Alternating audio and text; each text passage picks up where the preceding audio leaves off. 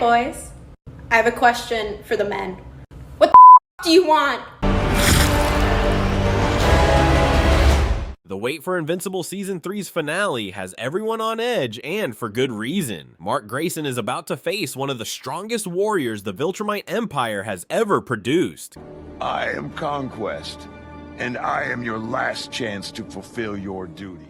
Conquest, a being so powerful, so relentless, that even the strongest heroes struggle to survive against him. But who exactly is Conquest? How did he become one of the most feared Viltrumites in history? From the moment he was born, Conquest was a product of war. Raised in a society that valued strength over everything else, he learned early that mercy was a weakness, and that power was the only thing that mattered. He fought in countless wars, each one more brutal than the last, carving his name into history as one of the most successful conquerors the Viltrumite Empire had ever seen. But unlike others who fought for the Empire's cause, Conquest had no loyalty, no grand vision of Viltrumite superiority. He fought for himself. His only purpose was to destroy, to kill, to feel the rush of battle. In the comics, there was something called the Skirt, a biological weapon engineered by the coalition of planets to do the impossible, wipe out the Viltrumite race. And for a moment, it almost worked. One by one, the Viltrumites fell, their once indestructible bodies failing them, their empire crumbling under the weight of an unseen enemy. The survivors, Nolan, Thragg, and a handful of others, knew that the Viltrumite way had to change. They had no choice but to adapt. But Conquest, he didn't care. While the others regrouped and strategized, he continued his reign of terror, single-handedly conquering worlds. But even he wasn't invincible. The virus weakened him, leaving him vulnerable for the first time in his life. And when he crossed paths with the Ragnar, a species of monstrous, savage creatures, they tore him apart. His right arm was ripped off, his face was torn open, his eye was blinded, but even that didn't stop him. He replaced his arm with a prosthetic, healed his wounds, and kept going. Yet despite everything, Conquest was never the strongest. No matter how many planets he conquered, there was always Thragg. Thragg was the perfect Viltrumite, handpicked by their empire to be the ultimate ruler.